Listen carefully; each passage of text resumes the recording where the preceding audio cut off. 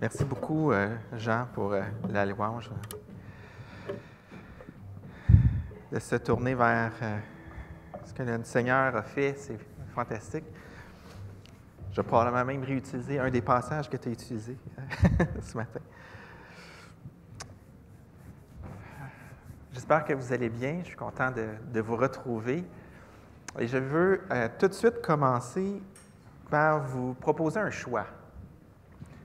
Si je vous offre le choix entre vous donner 20 $ ce matin à la fin de la rencontre, pas à tout le monde, là, je vais choisir quelqu'un, ou 200 $ demain, quel choix feriez-vous? Qui choisirait le numéro 1? Qui choisirait le numéro 2? D'accord, c'est bon, jusque-là, ça va bien. En général, le bon choix, c'est assez évident. Benoît, lui, est plus pressé d'avoir 20 $ maintenant que plus tard, c'est correct.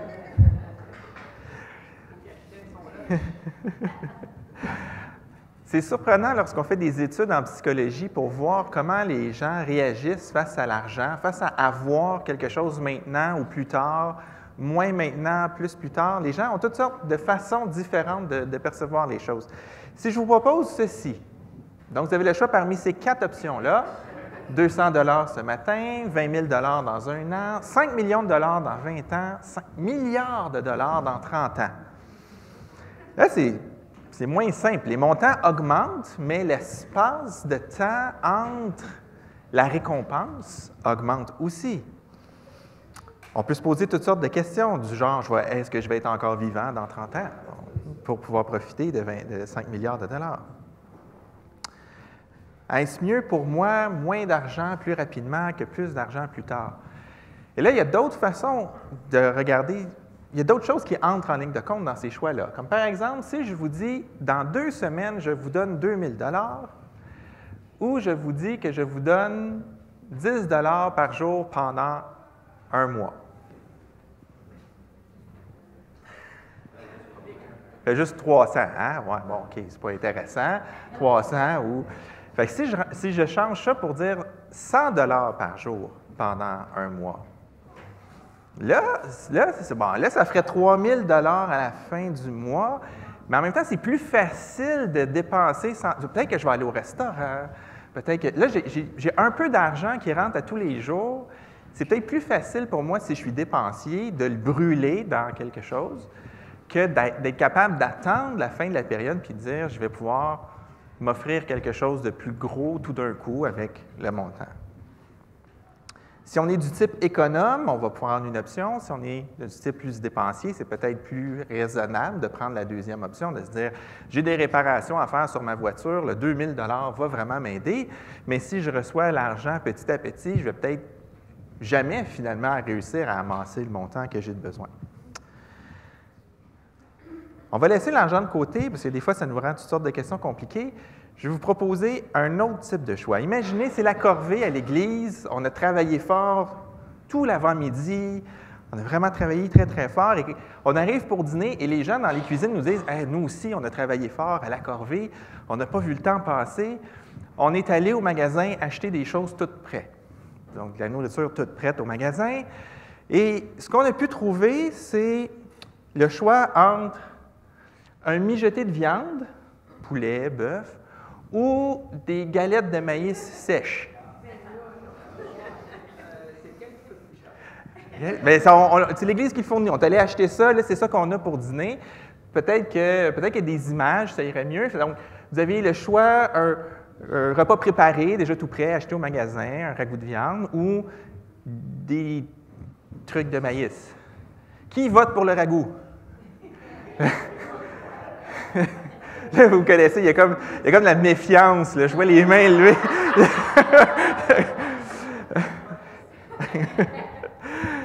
Frédéric, lui, j'ai failli insérer une diapo vide juste pour ça. J'ai pas mis tout l'emballage de la photo. Ça, c'est tout l'emballage de la photo. Est-ce qu'il y a des gens qui veulent réviser leur choix?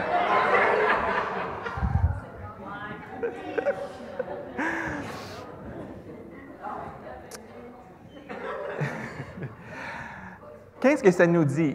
Par ça, j'espère souligner le choix que, le fait qu'un choix, ça ne dépend pas seulement de l'objet du choix, mais ça dépend aussi de qui on est.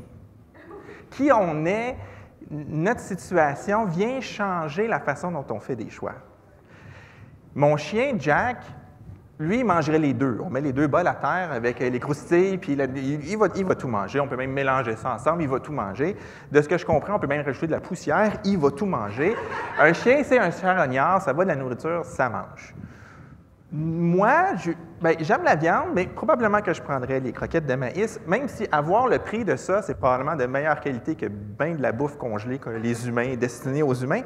Mais, mais bon. Qui je suis change la nature des choix que je fais. Le même montant d'argent va être intéressant, deux montants d'argent différents, mais donnés dans des conditions différentes, vont répondre aux besoins de personnes différentes. Et la nourriture, des fois, même si ça a l'air beau sur papier, des fois, qui on est va faire en sorte qu'on ne va pas faire les mêmes choix. Et choisir en fonction de qui nous sommes vraiment, c'est ça le vrai défi. Pour nous, les chrétiens, on a une double nature, en quelque part. Hein? On a notre vieille nature qu'on est appelé à laisser de côté, et on a notre nouvelle nature, notre vraie nature d'enfant de Dieu. Et ça doit intervenir dans nos choix. Et je vous dirais, les deux se battent, hein? C'est la guerre, comme on a vu des fois. Et je place ces concepts-là déjà dans votre tête parce que ça va nous accompagner tout au long. Qui je suis change les choix que je fais. Je choisis en fonction de qui je suis.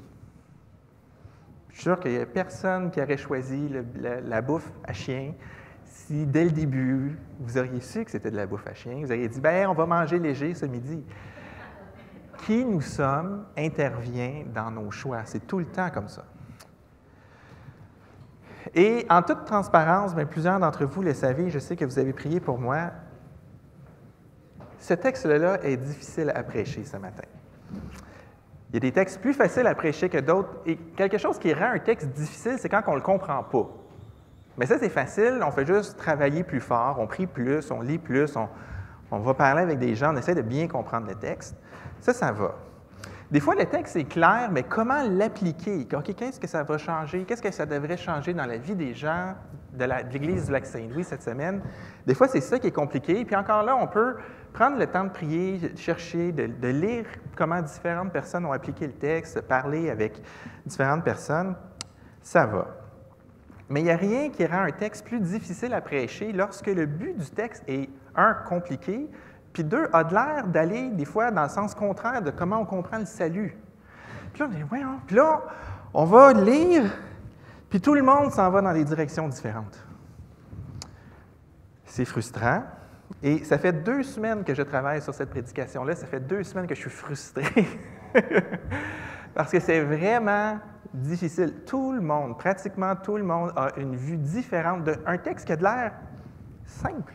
Il y a une difficulté textuelle, c'est tout, puis ça ne devrait pas être difficile à résoudre, puis les gens s'en vont dans toutes sortes de directions. Le 3/4 du temps, les gens oublient le reste de l'épître lorsqu'ils regardent ce texte-là, alors ça l'ouvre la voie à toutes sortes d'idées.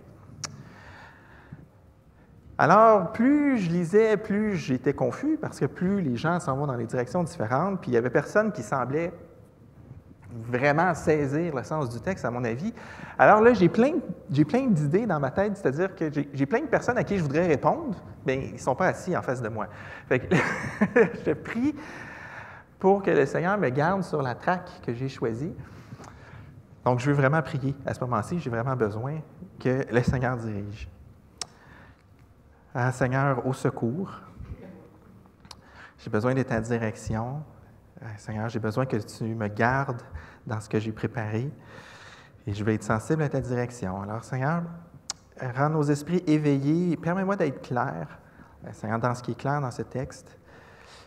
Pour nous, pour ton peuple ici à Châteauguay, pour qu'on puisse voir la beauté de qui tu es et bien comprendre, Seigneur, les avertissements que tu nous donnes ce matin. Pour que tu sois honoré dans nos vies, Seigneur. Amen. Donc, sans plus de préambule, on va lire notre texte. On va recommencer à partir du verset 1. On est dans le chapitre 6 de Galates. On va recommencer à partir du verset 1 jusqu'au verset 10 parce que tout ça, ça fonctionne ensemble. Donc, on a déjà vu les 5 premiers versets plus en détail la dernière fois. Là, on va surtout se concentrer sur la suite, mais tout ça va ensemble. Frères et sœurs, si quelqu'un s'est laissé surprendre par quelque faute, vous qui vivez selon l'Esprit, ramenez-le dans le droit chemin avec un esprit de douceur. Et toi qui interviens, fais attention de ne pas te laisser toi-même tenter. Aidez-vous les uns les autres à porter vos fardeaux. De cette manière, vous accomplirez la loi de Christ. Celui qui s'imagine être quelqu'un d'important, alors qu'en fait il n'est rien, s'abuse lui-même. Que chacun examine ce qu'il a accompli lui-même. S'il découvre quelque aspect louable, alors il pourra en éprouver de la fierté par rapport à lui-même, non pas en comparaison avec les autres. Car chacun aura à répondre pour lui-même de ses propres actions. Que celui à qui on enseigne la parole donne une part de tous ses biens à celui qui l'enseigne. Ne vous faites pas d'illusions, Dieu ne se laisse pas traiter avec mépris. On récolte ce que l'on a semé. Celui qui sème pour satisfaire ses propres désirs d'homme livré à lui-même récoltera ce que produit cet homme, c'est-à-dire la corruption. Mais celui qui sème pour l'esprit moissonnera ce que l'esprit produit, la vie éternelle. Faisons le bien sans nous laisser gagner par le découragement, car si nous ne relâchons pas nos efforts, nous récolterons au bon moment. Ainsi donc, tant que nous en avons l'occasion, faisons du bien à tout le monde, et en premier lieu à ceux qui appartiennent à la famille des croyants. Qu'est-ce que nous dit ce texte? Ce texte-là nous dit que prendre soin de l'autre, ce n'est pas une option. Ce n'est pas un choix que nous avons. Prendre soin de l'autre n'est pas une option, c'est une démonstration de qui tu es en Christ. Okay? C'est une démonstration de qui nous sommes, de prendre soin les uns des autres. Paul ne dit pas aux chrétiens, en tant que chrétien, tu as le choix entre faire le bien et faire le mal, tu dois faire le bon choix. Paul nous dit, en tant que chrétien, voici le choix que vous ferez. Comprenez-vous? C'était ma conclusion. Merci. C'est vraiment, à mon avis, le cœur du texte que Paul est en train d'essayer de rentrer dans la tête des Galates. Mais pour bien voir ça, parce que c'est quand même des choses, c'est des exhortations que Paul nous donne aux Galates. Pour bien saisir pourquoi que je dis que c'est ça le centre du texte, on va prendre de la hauteur et on va regarder la structure du texte, parce qu'elle va nous aider, en quelque part. On va voir le choix ou le non-choix, excusez, j'ai oublié de le changer, c'est la notation de programmeur, le non-choix qui est présenté et qui sert, dans le fond, à évaluer où on se situe. C'est un moyen d'évaluer notre cœur qui est présenté. On est appelé à se comporter selon notre nature, c'est-à-dire Christ qui est formé en nous. Et finalement, on va regarder, il y a une belle promesse à l'intérieur de ce passage-là. Il y a un encouragement profond à faire les bonnes choses dans ce passage-là. Paul nous donne quelque chose qui a de l'air d'un avertissement, mais qui vraiment est un encouragement. Pour persévérer sans nous inquiéter de ce qui est autour de nous, mais se concentrer sur ce qui est devant nous.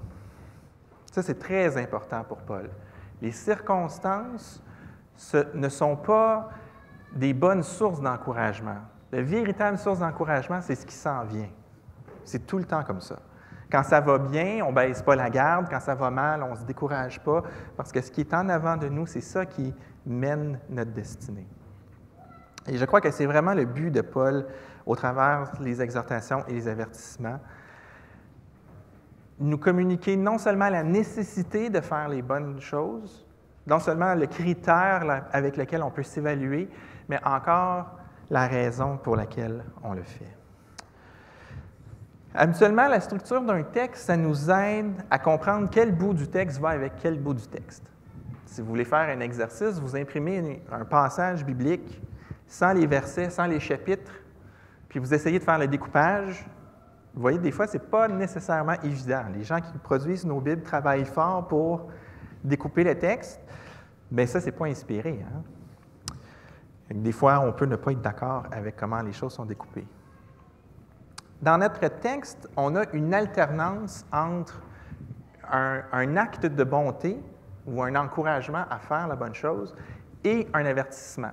Et ça se passe de un à l'autre. Au début du verset 1, on a « reprenez avec douceur notre frère qui est tombé » et on a l'avertissement tout de suite. Ne tombez pas, que celui qui l'aide prenne garde de ne pas tomber. Ensuite, on a l'encouragement de porter les fardeaux des autres. Et ensuite, on a ne pas s'élever par rapport aux autres. Vous vous souvenez, quand on a vu ça en détail, la personne qui marchait déjà avec la loi de Dieu, elle pouvait elle-même s'enorgueillir que l'autre, il est poche. Hein? Puis moi, je suis bon. Puis le pagano-chrétien qui n'est pas pris avec toutes les règles alimentaires de l'Ancienne Alliance, lui, il pouvait donc se trouver libre aussi. Donc, il y avait cette tendance à devenir orgueilleux de qui on était, et ça s'affronte. Nos propres mérites seront ceux que nous apporterons à Dieu, pas mes mérites versus les mérites des autres. Ensuite, on a... Oui, ça n'avance pas. OK. Ensuite, on a le mystérieux verset 6.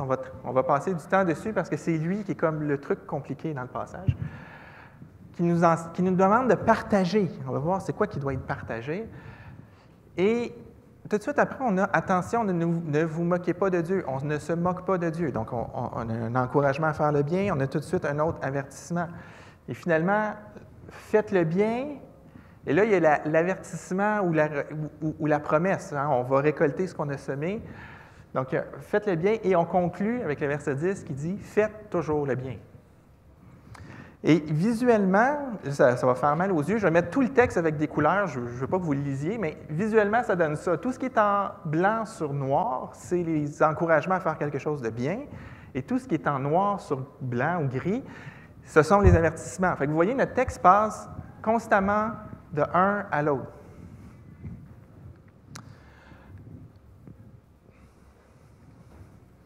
Dans l'avertissement de reprendre un frère avec douceur, il y a l'avertissement qu'on est en danger de nous-mêmes tomber si on ignore nos propres faiblesses. L'avertissement de porter les fardeaux, l'exhortation de porter les fardeaux vient avec l'avertissement qu'on n'est pas meilleur que l'autre. Empêche-toi pas d'aider l'autre parce qu'il y a des difficultés, puis que si lui ne reste poche, toi, tu continues à briller. Là. Fait que c'est vraiment le sens de l'avertissement. Et je ne sais pas si vous remarquez, mais dans ces deux avertissements-là, le but, ce n'est pas tant de nous éviter de faire un mauvais choix que de corriger notre raisonnement sur ce qui nous vient en tête lorsqu'on est appelé à aider quelqu'un. Hein? Reprends ton frère, fais attention de ne pas tomber. Donc, n'aie pas le raisonnement que toi, tu es au-dessus de ça. Ou porte les fardeaux des autres, n'aie pas le sentiment que tu es meilleur que lui.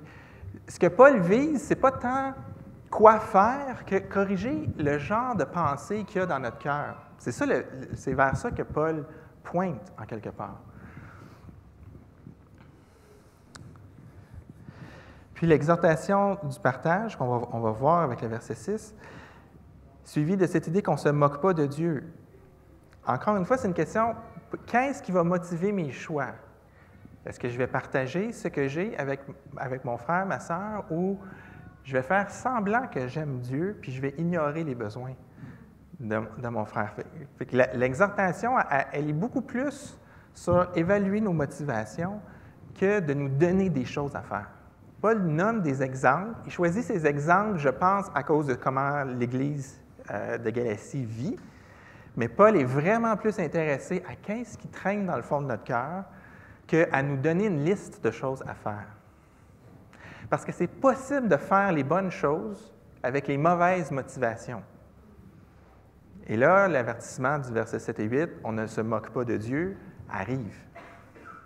Et là, Paul, c'est ça qu'il veut adresser.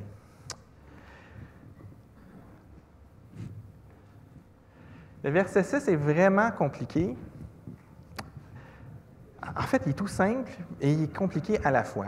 Et là, c'est une place où il va falloir que je vais rester collé sur mon texte, d'accord? Sinon, je vais vous amener dans des détours que je ne veux pas vous amener.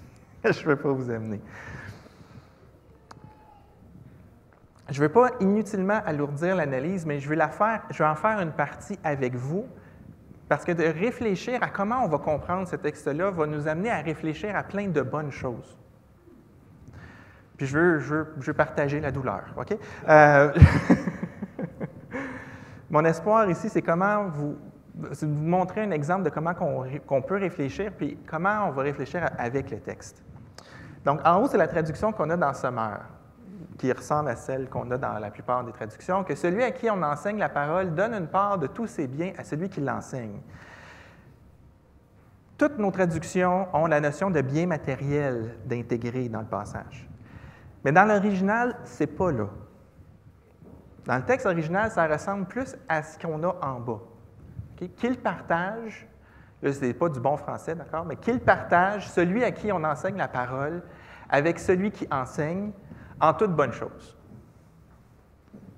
D'accord? C'est un peu, j'ai comme presque calqué le grec, d'accord, en français. Il y a un impératif à la troisième personne. On n'a pas ça en français, fait que ça nous donne le « qu'il partage ». C'est une injonction.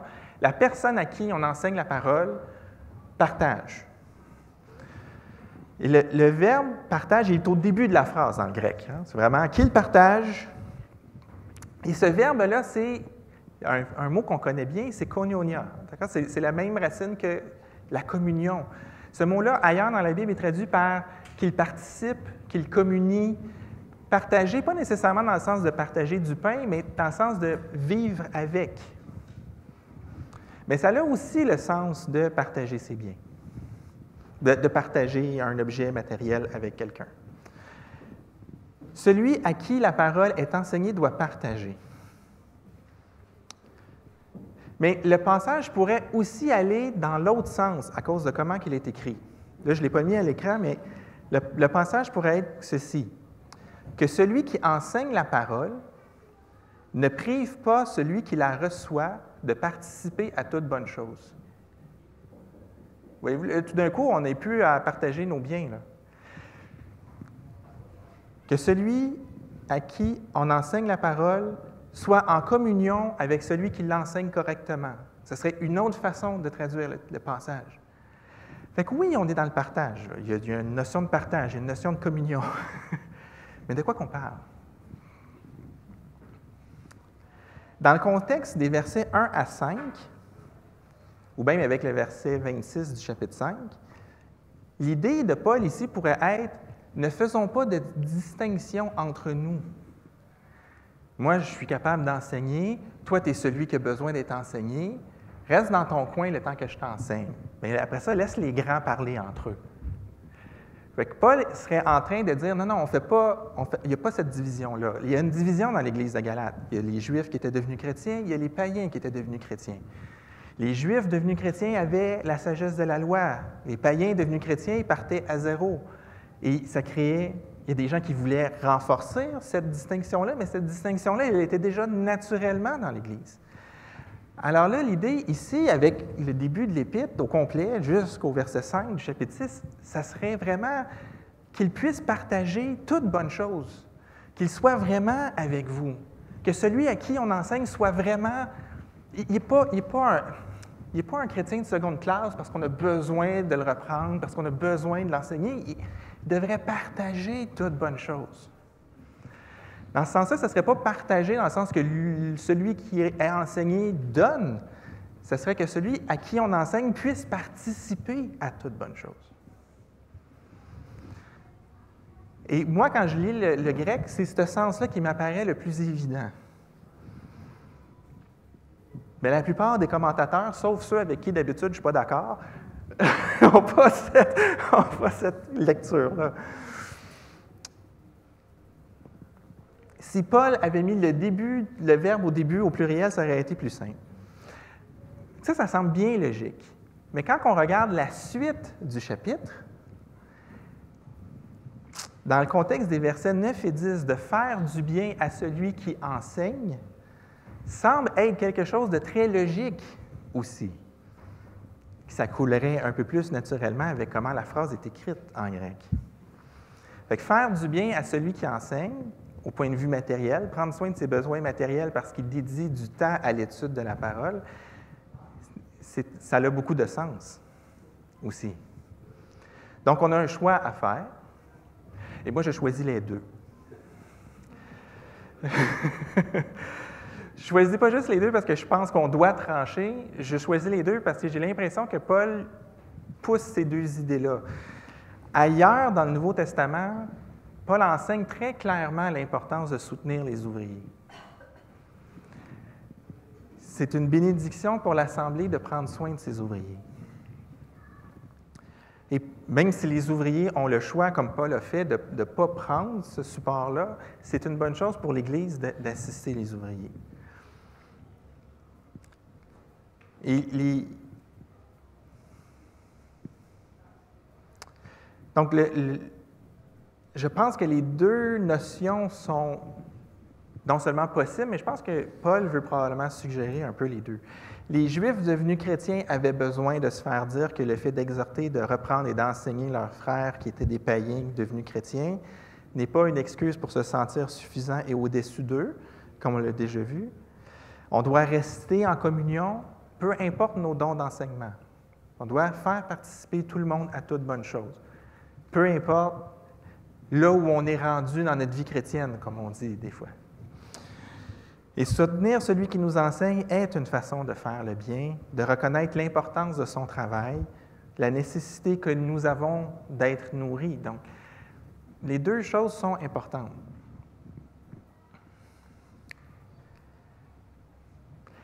Mais encore là, je pense que dans ce qu'on a vu, Paul est moins intéressé à quoi faire que pourquoi faire les choses. Je pense que Paul aimerait ne pas mettre d'exemple s'il pouvait ne pas mettre d'exemple. Ça devrait être évident, les choix à faire. Ça devrait être évident d'aider notre frère qui est tombé. Ça devrait être évident de vouloir l'enseigner. Ça devrait être évident de vouloir le soutenir matériellement.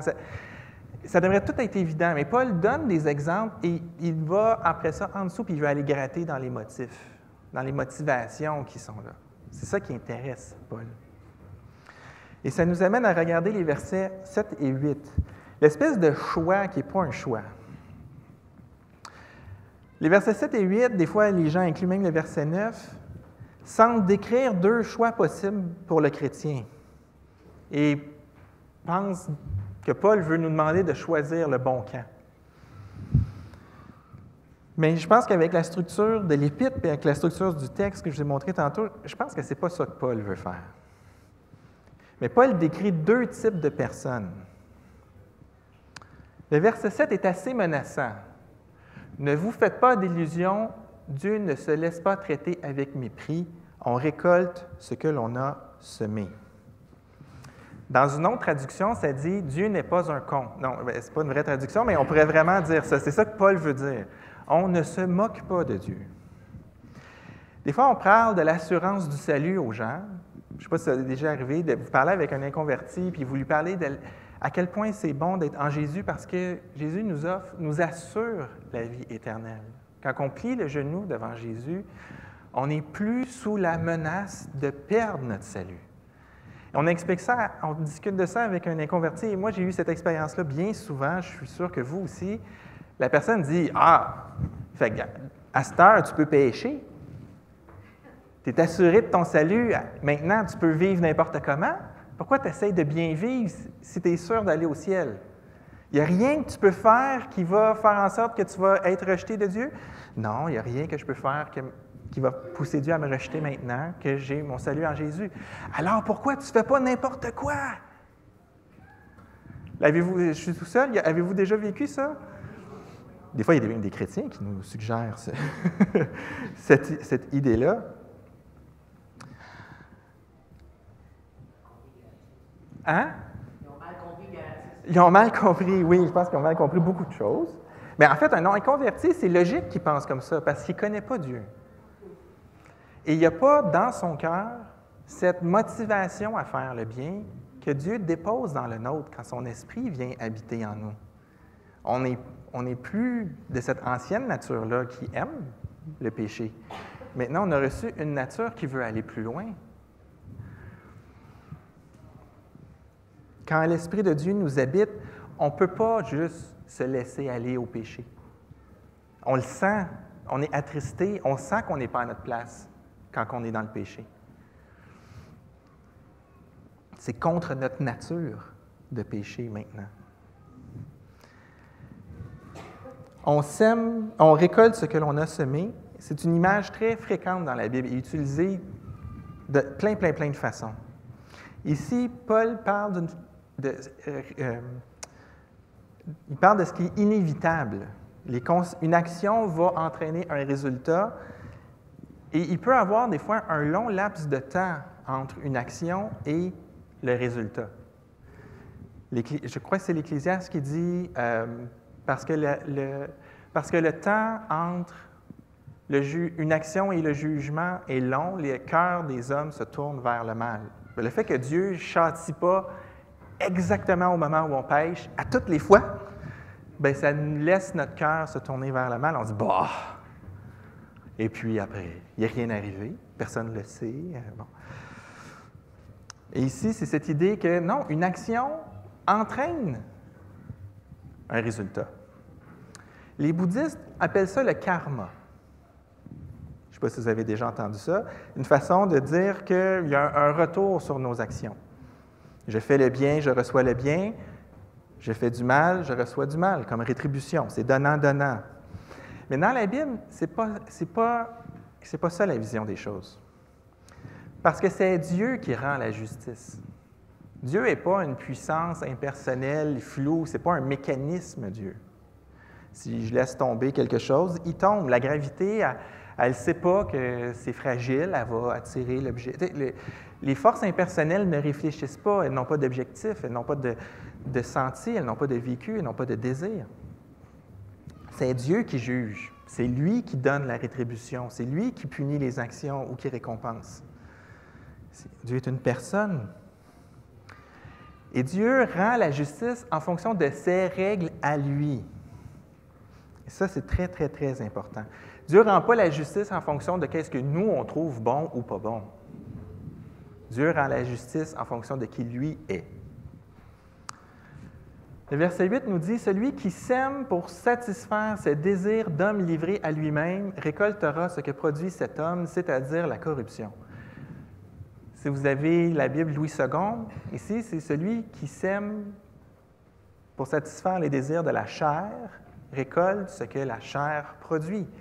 Dans Sommaire, ils ont pris le mot chair puis ils l'ont éclaté. Je pense que c'est une bonne idée. La chair, ce n'est pas seulement nos pulsions, ce n'est pas seulement d'être dans le vice puis dans la boisson puis ce genre de choses-là. La chair, c'est aussi le légalisme. Dans l'Épître aux Galates, c'est presque surtout le légalisme. La chair, c'est qu'est-ce qui ne considère que le monde ici comme étant le vrai monde. Et mes actions dans le monde changent comment Dieu me voit. Celui qui sème dans cette idée-là, que selon ce que je fais, Dieu va m'aimer, va récolter ce que produit ça, la corruption, ça l'amène à la mort. Mais celui qui sème pour l'Esprit moissonnera ce que produit l'Esprit. Celui qui appartient à Dieu, pour le croyant là, qui a mis sa confiance en Jésus, qu'est-ce que le croyant reçoit? Le croyant reçoit ce que Jésus a semé, la vie éternelle. Une vie de justice qui a pour résultat la vie éternelle. Mais le mal que moi j'ai semé, qui va le récolter? C'est Jésus qui l'a récolté sur la croix pour moi. Dieu exerce la justice. Un karma, le mal que j'ai fait me serait revenu dessus. La justice de Dieu, le mal que j'ai fait est tombé sur Jésus. C'est payé, mais ce n'est pas moi qui le paie.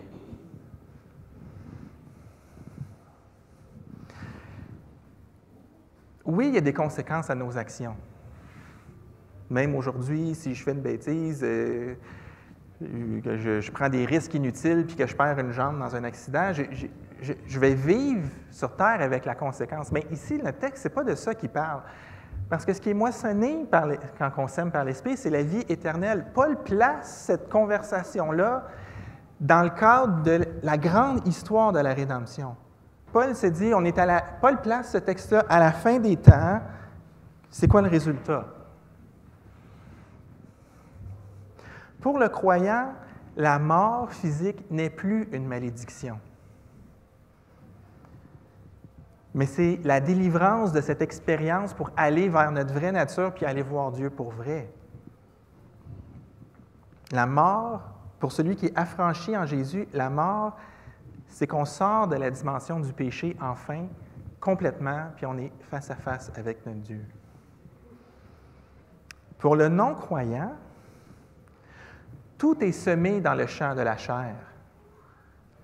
Celui qui ne croit pas en Jésus fait tout pour lui, fait tout en fonction de ce qu'il voit, en fonction de comment lui évalue ce qui est autour.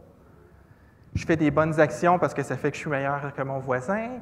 Je fais des bonnes actions parce que je trouve que c'est des bonnes actions. Puis peut-être que la Bible est d'accord, mais la justice de Dieu, c'est pas est-ce que tu fais les bonnes choses? La justice de Dieu, c'est qu'as-tu fait de Jésus?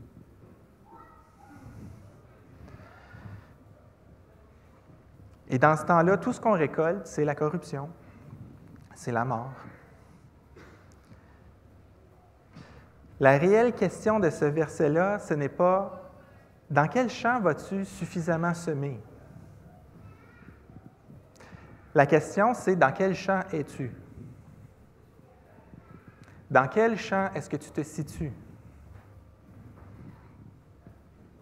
Où est-ce que tu es? Et la question qui est comme sous-entendue en arrière, c'est est-ce que ta vie démontre dans quel champ tu es? Parce qu'on va choisir ce que l'on fait en fonction de qui nous sommes.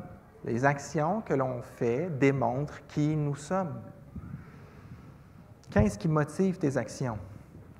Au chapitre 5, il y avait le fruit de la chair, le fruit de l'esprit.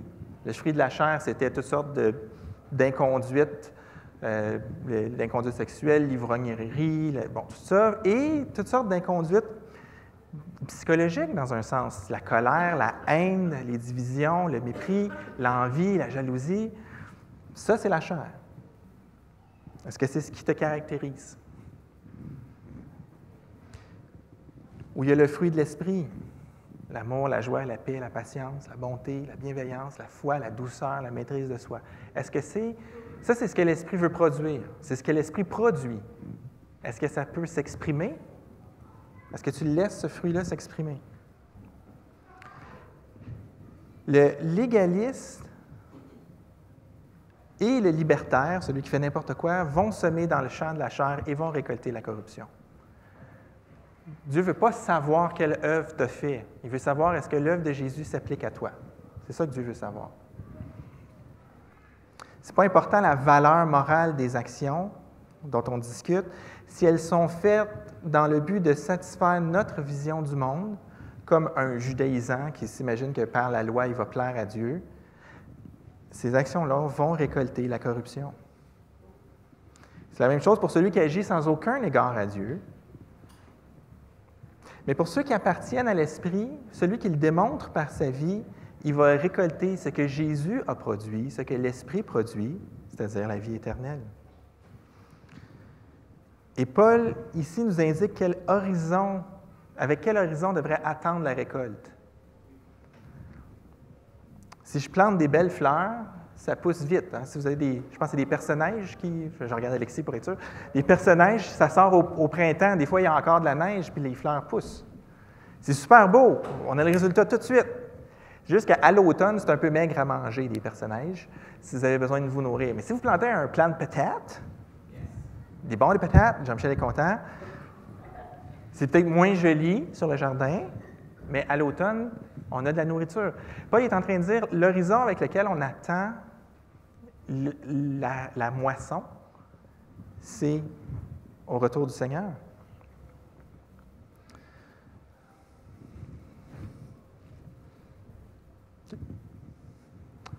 Semer par et pour l'Esprit, ce n'est pas toujours facile. Mais Paul nous glisse ici un encouragement. C'est la belle promesse du verset 9. si nous ne nous relâchons pas, si nous ne relâchons pas nos efforts, ou si nous ne nous relâchons pas, nous récolterons au bon moment. Paul nous exhorte à faire du bien à tous les hommes, en premier à ceux qui sont dans notre famille, parce que l'on va récolter la vie. Ce n'est pas qu'on va récolter la vie si on fait suffisamment de bien. On sait qu'on va récolter la vie. Persévérons. Si on persévère, on récolte la vie. Ce n'est pas connecté avec « j'en fais-tu assez ». C'est ça qui s'en vient. Fait que maintenant, je suis libre. Je n'ai pas à m'inquiéter de ce qui s'en vient.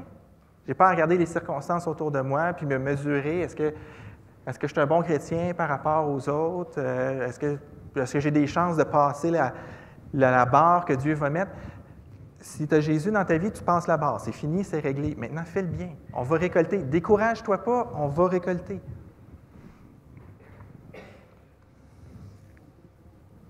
Il est possible que semer dans le mauvais champ produise temporairement des belles choses, mais elles vont passer. Et ça peut être tentant de vouloir garder nos ressources pour nous. Quand je dis nos ressources, notre temps, notre argent, nos biens, sauf que ce n'est pas conforme à qui on est. Si tu es en Jésus, ça ne colle pas avec qui tu es. Le ragoût avait de l'air bon, mais le ragoût n'est pas pour des humains. Il est fait pour Fifi, ou je ne sais pas, le chien qui était sur l'emballage, comment il s'appelle. Le ragoût n'est pas pour les humains, il est pour les animaux. De vouloir tout garder nos ressources pour nous, de vouloir se construire un empire ici, ce n'est pas pour nous.